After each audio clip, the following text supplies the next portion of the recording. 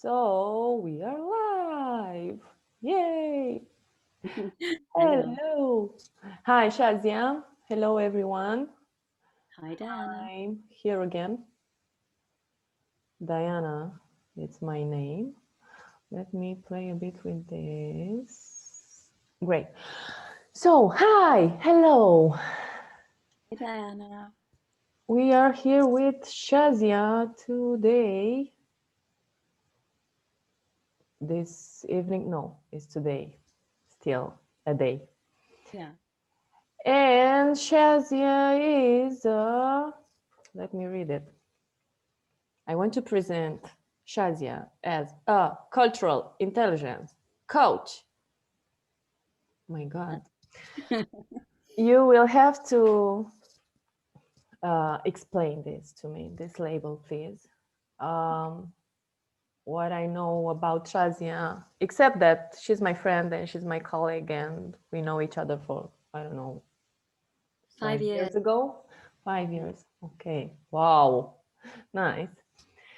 And she's a really real influence and a mentor, if someone asks me. And I would like you to present yourself, please, and to present a bit of your work. And after that, we can start talking. We chose a title. The topic for today it will be diversity, isn't it? Yep. Diversity. Diversity in coaching and in general. So let's see what this will bring. I'm kind of nervous. Haha. Don't be. Yeah, I will try. So, Shaz, please tell us about you. Well, I mean, I'm a cultural intelligence coach. I'm a coach. Coaching is coaching, whatever we do. And the reason I say I'm a cultural intelligence coach is because this is something that means a lot to me. And I feel that it actually impacts my life in every single way. And if it impacts my life in every single way, then it will impact other people in the same way or in their own ways, but it will have impact because nothing happens to one person alone. And so when I talk about cultural intelligence, it's about the globalization of the world we live in and the knowledge we have about each other, or the lack of knowledge we have about each other. And we have cultures everywhere. So we have cultures in different countries, we have cultures in religion, we have cultures in genders, we have local cultures to the part of your country that you live in, cultures and customs. And there's so many that make us who we are. And today, people travel the world. I'm a second generation immigrant to England from Pakistan. So I have that heritage. And before Pakistan, there was India before partition. So there's that heritage. And then probably by the way I look, there's some kind of Persian or Greek heritage. So we can go back centuries, right? We are made up of so many different things. And then here today, right now, in this moment, I'm living in England as a second generation immigrant with all of the experiences, lived experiences that I've had of being a minority in this country and a minority as a woman, a minority as Muslim, and a minority as Pakistani. So all of these things have impacted my life and everything I have achieved and done and experienced. So in my work before coaching, I worked in marketing and it would be experiential marketing, looking at certain markets, looking at ethnic markets, at women, at young people, at these different groups, these different culture points, these different tribes. And so when I became a coach, it was natural for me to want to combine these two because we all have our tribes, we all have the people that we connect to or that we decide to open to connect to. And I guess that's the thing about cultural intelligence. It's when we decide to open ourselves up to learn something that maybe we didn't know before or to unlearn what we think we know. And that's where the kind of title of diversity comes in Nobody really knows what it means, but people are scared of it, or people are bored of it. You know, it's that again, that again. But it's not that again, it's just always there because we are a country and a world made up of all different types of people. So it's part of everyday life. And so at what point does someone understand what diversity they have in their own life and how it impacts them? And so the coaching that I do is about exploring biases, exploring what we understand, exploring anti racism, exploring stereotypes, and exploring what there is to be offered from a more open and seen, diverse world. Wow, I have goosebumps. So, such a big topic, I'll say, and a deep one. And it's kind of, it's creating controversy conversations, I'll say. Um, I was thinking, I was listening to you, and I was thinking about this word, diversity. It's, as you say, it's a synonym maybe with different. What do you Yeah, think? absolutely. I mean, there's difference. You know, the thing about differences, I mean, this is a really interesting word because quite often that's the thing that people notice, right? So they'll notice a different height, a different skin color, a different um, hairstyle. You know, what are the things you notice when you see someone? For me, I notice shoes. You know, we point out the different things, right? We notice the difference. It takes more time and effort to notice the similarities. So we have this kind of paradox in some way that we want people to see. It's important that we all understand each other better. Right? If we remove misunderstandings by understanding each other better, by knowing each other better, by seeing the differences beyond the exterior, right? Seeing it beyond the exterior, seeing the inside. You know, we keep hearing these terms about better together, better together. So, what does that mean? It's about exploring those things, not better together just when you want it to be, but just better together. So, as much as somebody might say, I don't see color, why don't you see it? It's pretty obvious, right? I can see it. Why can't you see it? So, if someone says to me, I don't see color, it's like, am I being diminished in some way? Am I having to shrink myself again because now my color isn't visible?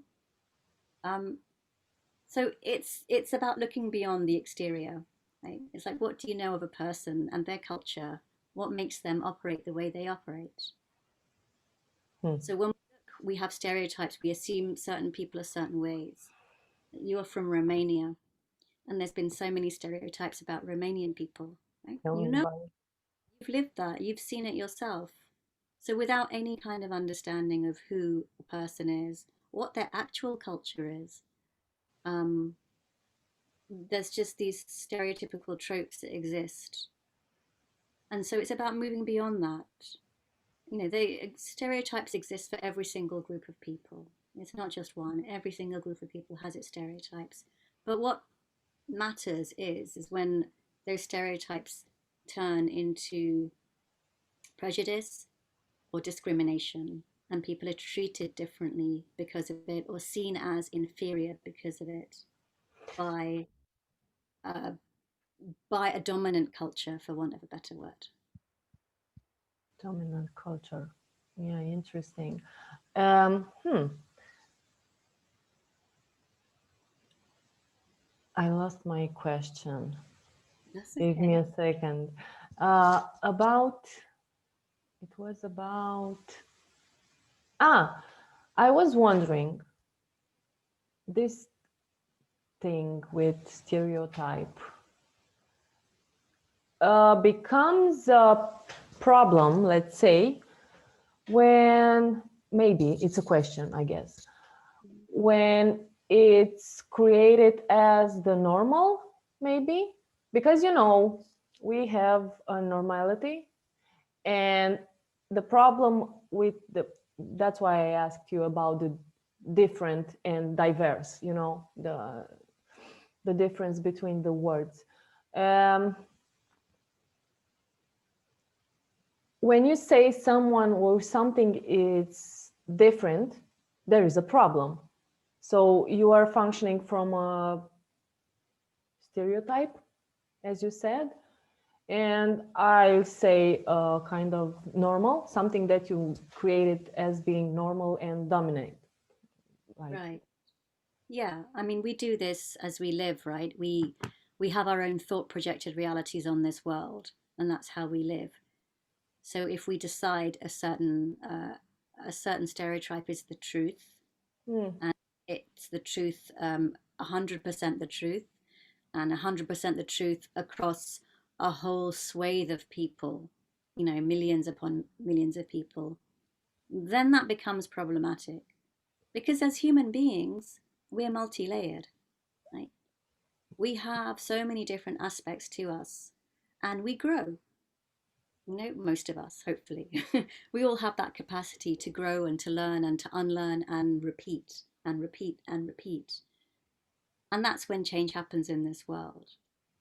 So, this time right now is a really important time, mainly because it's the time we're living. It's not historical. It's not, a future that we don't know about. This is the time when we can actually really make change in our lives, change in the lives of those around us, change in the lives of those that come after us.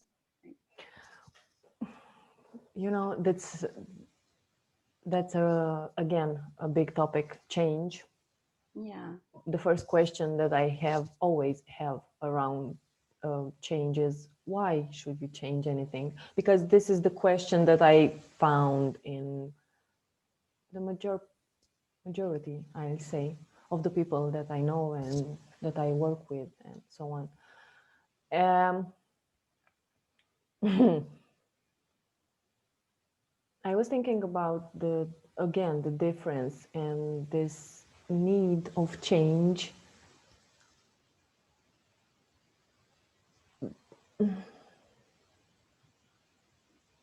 Tell me more about what you think about, let's say, this diversity concept. I'll say it's a concept because as I am aware of, people are trying to keep in place some points of view, some I don't know, stereotypes maybe. As I said before, it's the normal thing. You can take this, you can look at the religion thing, the differences. When you function from this doctrine, let's say, maybe, you think this is the real truth, yeah? So not only the truth. You have the expectancies that yeah, that everyone should function from this truth. And there is a problem with this, from my point of view, because that's a fight, that's a war. yeah, So yeah, you are talking about change and creating peace and some kind of, I don't know, a different future, a better future for us, for everyone. But people are trying to, or starting wars and fighting and are fighting. And so, what about this? So, I mean, people have always been fighting, No. and change has always been happening, right? It's inevitable. There's evolution of all kinds. It happens. It happens within you as a single human being. You evolve from what you are as a baby. You may keep the same personality and characteristics, yes, but you evolve as a human being from the moment you're born up until the point that you leave this world. You're always evolving. So if everybody is always evolving, then these notions of things like doctrines and politics and all of these things, these are still on the outside of what we are as human beings and the changes that will come within us. So naturally, everything will change. So if we, you can't really be against it because it's happening anyway. You can't stop it, right? You can't. I mean, you may not put that word to it. Maybe you're not physically doing anything to change a law or something like that. That's an obvious thing, isn't it? A change of a law. Suddenly, we're not allowed to chop any more trees down because we want to save the environment. That might be a very kind of obvious, noticeable change. But what are the changes that you're making in what you're doing and how you're consuming, in Mm. how much you buy or eat or where you buy from? You know, this change is constantly going on. And in order to be open to something new, to what else there is, right? What else might be out there, what new you might be able to learn from that point of curiosity, diversity is one of those things that comes within that, right? Because it's noticing, you know, something you hadn't seen before. It's turning around. You'd never turned around and you never seen that before. And if you've seen it, maybe you'll take a step forward and explore that a bit more.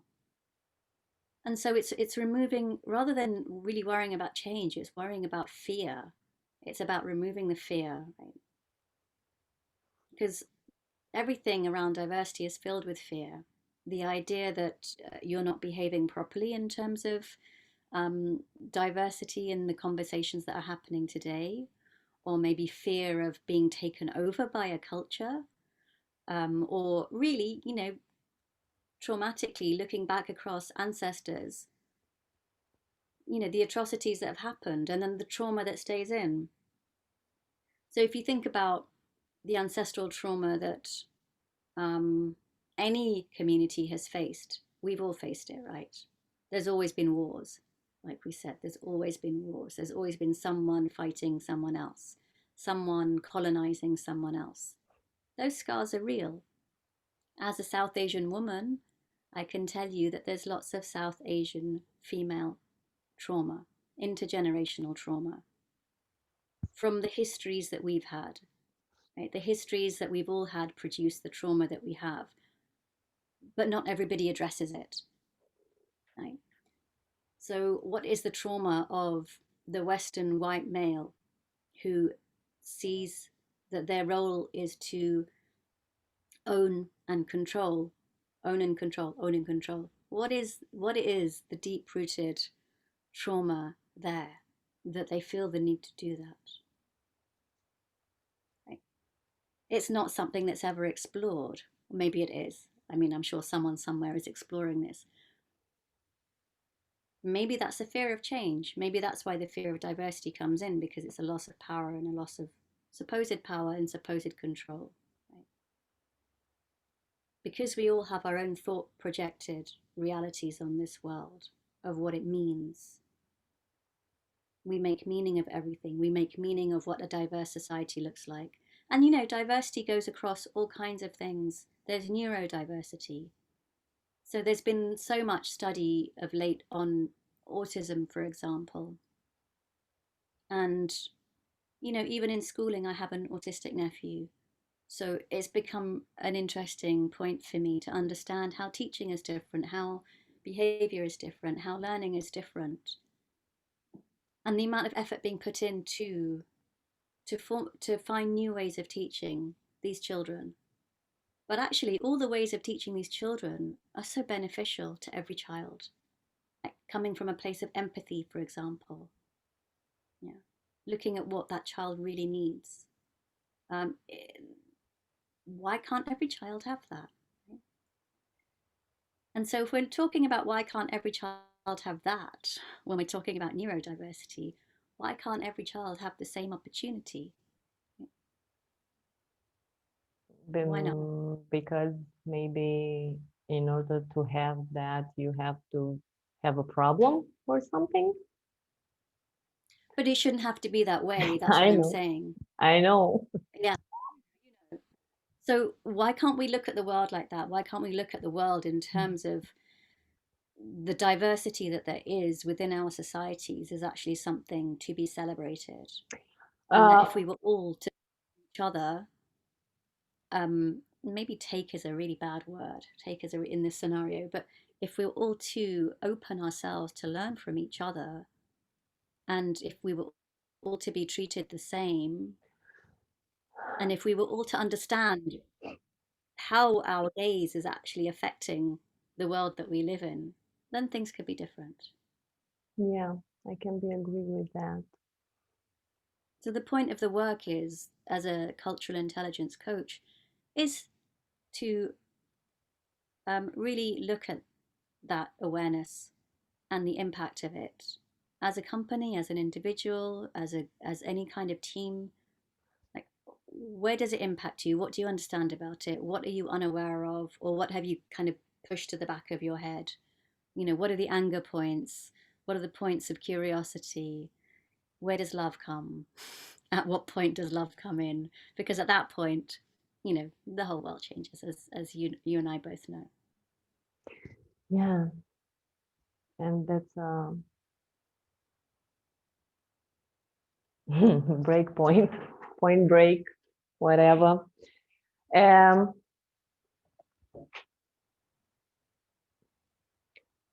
Everything you say for me sounds as um, an ideal world, let's say, the a topic thing. And there is this concept that we know, the oneness, Mhm. and the other side of the coin is the personal interest, you know. So as people, well, most of the people, let's say, are trying to survive in this world, and trying to survive meaning they are looking for self-interest Mhm. from a self-interest point. What can you say? I don't know, two, three things for this kind of person to create some awareness around oneness, the oneness concept. As why? I'm trying to survive and you're telling me about loving and doing and contributing and so on, This is a standard general topic for the coaches, therapists, and I don't know, leaders in general. So that's why I'm asking also you. Yeah, I mean, the way I see it is that we all live in a world where we have personal responsibilities. And so if someone is coming from this point of it's my personal responsibility to take care of myself and my family and my country or whatever it might be, that's great. Do it. Absolutely. But within that, there's so much connection elsewhere, right? If you're thinking even just about yourself and your family, you're thinking beyond yourself. If you're thinking about your friends, your extended families, or your football team that you support, whatever it might be, the thing that gives you passion and interest and connection, we are all in a space where we look for connection. So as much as you may think that it's all about personal survival, it is. Of course it is, because if you don't survive, then what can else can you do in this world? But it doesn't have to be at the expense of somebody else, right? So it doesn't have to be that way. We've been conned, I think, into this capitalistic structure of if I'm going to have, that means somebody else can't have. And so then it's like, I will take as much as I can take and, forget about the next man. It doesn't have to be that way. If we understand, like, it's about the understanding that we have about how we operate as individual people. if we break down what we're doing in ourselves and we understand that actually there's reasons for us wanting what we want, and then maybe looking at how much do you really want that. It's about having that personal understanding and seeing what it is that you are connected to, because you'll be connected to all kinds of things, and that would include, more than likely, the world that we live in, right? Nature. It might be the sea, it might be the mountains, it might be, I know there are certain things within nature that every single person will love. The smell of newly cut grass. It could be anything, but there'll be a connection to that. If you have connection to this earth in any way, that's what oneness is, right? Because you're at one with it. So it's about being aware of that. And I think that's what the coach does in this world, is help people find that awareness about who they are and about what their truth is.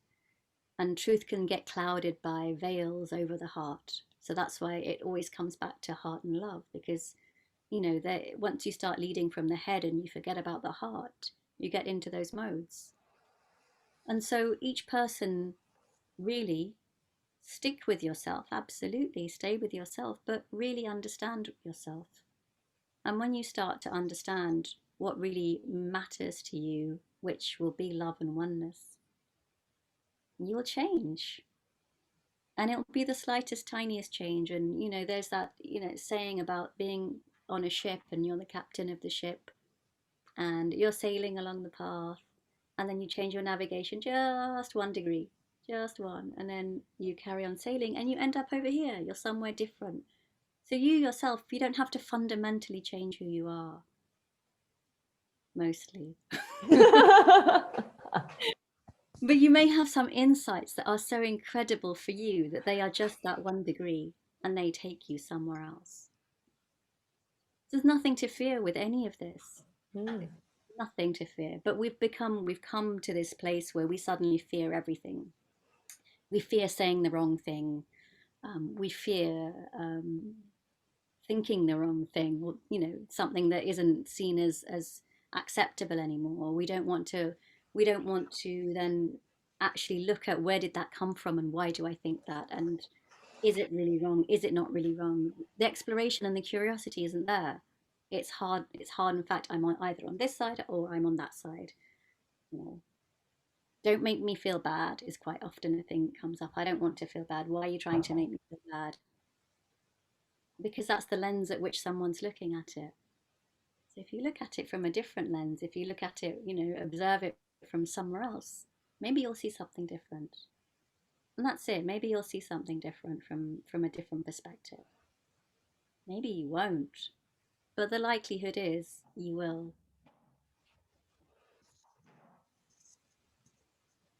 I don't know if that answered your question because I just went. Yeah, I was thinking,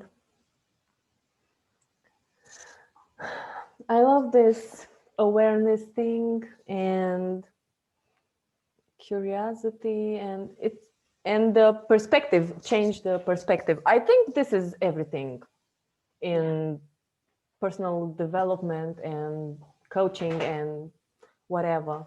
yeah, It's only about being open to see something different, only to yeah, observe in the first place, I guess, and then you can choose. At least you know that you have some other possibilities. yeah. That's absolutely, like you said, you can choose.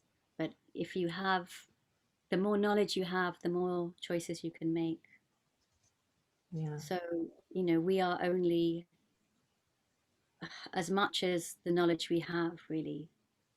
We do what we can with the knowledge that we have. So, the more knowledge we have, the more we can do. And around diversity, it's just been so, for such a long time, hardwired into people that certain people behave in certain ways, or are less inferior, or are stupider, or cannot be trusted. And it's been hardwired through politics, through colonization, through the media, through not seeing people on television that are anything other than the stereotype you know of them, right? So it's about another perspective on all of those things, on yourself, even. We think we know who we are. Hmm. There's more to find out, you know? There's always more to learn about oneself. So why not about someone else? Oh, wow. Yeah. Are you doing some, I don't know, your work, some projects, some workshops, or what's the mm, core, let's say, around your work? Um, so I guess I go back to the term cultural intelligence, really. So we talk about EQ, and we talk about even the spiritual intelligence people are talking about now, IQ, obviously. And I see this as another one. So it's CQ, so it's cultural intelligence. So Ooh, it's just about exploring that and exploring where it lies. So at the moment, I'm creating a program which is um, because I used to work in the music industry. It's an industry I know, so I'm creating a cultural intelligence program for the music industry, um, and then it will go on and on and on. I did a little bit of work in schools. I'd like to continue that. I just kind of think the scope is everywhere. It's all over. There's work that can be done in schools. There's work that can be done in any industry. Any industry. So at the moment, I'm developing the one around music industry and cultural intelligence. nice. It's kind of mind blowing, this topic for me. There are so many questions, and in the same time, no question. Yeah. It's so vast, but it's, I'm not sure unknown it's the word, but not enough exploration in this area. Mhm. And I think this can, big words, can change the world, you know? It can change the world. Yeah. It can. I mean, there's so much richness. There's so much richness And that it's that interesting also. yeah, it is interesting. Of course, there's so much more to learn. Curiosity can teach you so much, and it's enriching in many ways. There's so much benefit and joy that you can receive from understanding something you didn't know before. And So, so, yeah, there's richness of heritage. There's richness of something different. There's richness of combining those things. Of again being curious, finding out more, seeing that we are the sum as individuals are the sum of all of their parts. Right? They're the sum of all of their parts. They're not just um, what you see on the outside at first glance, and whatever stereotypes you have, been channeled with to make those assumptions as well. We can all change our assumptions of people, of places, of things, of foods. I didn't like fried eggs when I was a child. I love them now. Do you know what I mean? It changes. It changes. So why not? If not, why not anything else? If you can change your mind about one thing, why not about something else? yeah. I was thinking about money. Uh,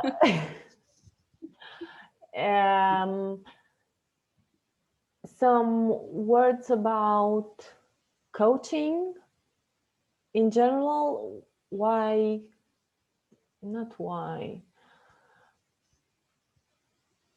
Why should someone will call a coach or will start coaching sessions or something? What are the benefits? Because people don't want to say that they have problems, Yeah. And when someone is starting some professional work on self, Yeah. are labeled in the first place as being in certain ways, they have some issues. Yeah. So at least in Romania, I saw this. Yeah. It's a big thing. I think it's the same everywhere, but I think at the core, if you take away that what will people think gaze, which is very common in Asian society as well, South Asian society, what will people think? Actually, at the core, everybody wants to be better or to feel better or to have more joy, right? Everybody wants that.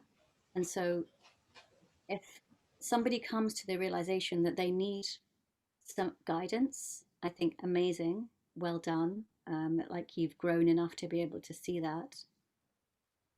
And it can be for anything. I mean, we all have issues. There's not one person that doesn't have an issue. None of us are perfect. None of us will ever be perfect. That's an Mm. impossibility, right? And Oh, come on. we, but we are emotional human beings. Like we are emotional. We feel everything. Yeah, but we like to live in stories and fairy tales and don't ruin them. But the thing is, it won't get ruined because what happens is that you feel more joy and more contentment that you don't need that fairy tale anymore, right? You don't need it because you have something else.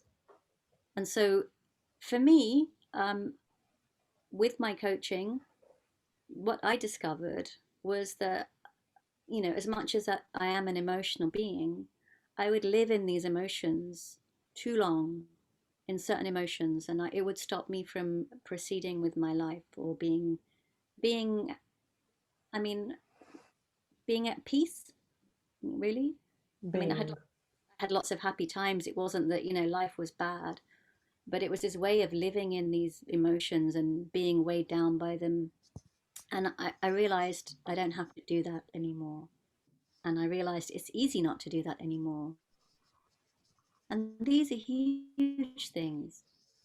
When you remove judgments and when you remove these limitations we put upon ourselves, and when you see yourself from that other perspective, you not only have more compassion for yourself,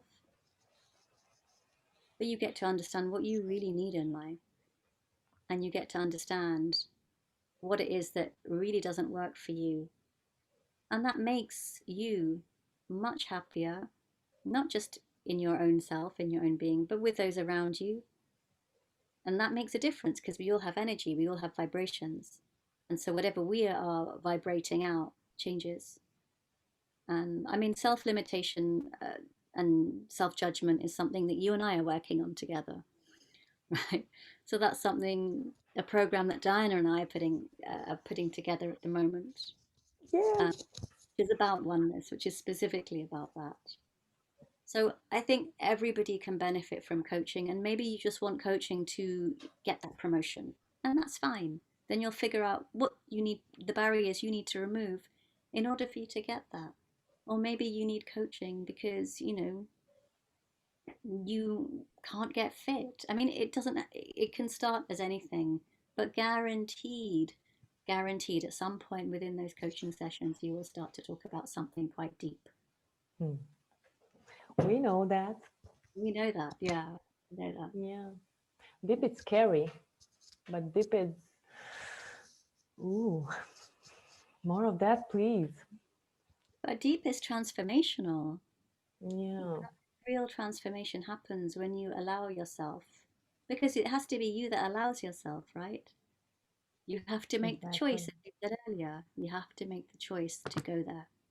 And you have to make the choice to show up in your own life. So, what do you mean? There is more to explore? We can have more? We can be more? Oh my God. Absolutely, absolutely. Without it being at the expense of somebody else. That's the Yeah. beauty of it. Yeah. So, saying that, I can stop myself to say this. It's about becoming your true potency, your true greatness, maybe. I know It, people hate this word. it's about understanding that you have um, infinite potential. Yeah, and that you are unconditional love. It's those two things. In my mind, it's those two things. Nice, nice. I think we should do a series. We will. We This will. conversation brings up so many topics, and each of it, I think, needs and must be explored more Mm, deep yeah. down, and yeah. So, yeah, So until next time. we will. Let's find the topic for the next time. But for now, do you want to tell people where can they find you? Yes, so you can find me at my website, which is www.universallydiverse.co, or at Instagram under the same title at universallydiverse. Nice. And new projects, new, I don't know, classes, something you are starting now? At the moment, I'm developing these programs, but I do run a weekly diversity discovery space in my local area in Sussex. And I also run a weekly self care for Muslim girls Oh, workshop in my local area as well. And those are all confidential. It's group work, but it's confidential and it's non judgmental. And, it's just a place of curiosity, both of them. nice. Anything else you want to say about diversity and being diverse and something before we close this? If anyone wants to discuss anything or anyone has any thoughts, I'm happy to um, lend my ear and my voice and see what has to be said because, you know, conversation is the place where it begins. So if anyone is feeling curious and wants to discuss it, then I'm here. Nice. Thank you. Thank you, Diana. Kisses and see you soon. See you soon. Bye bye. Thank you.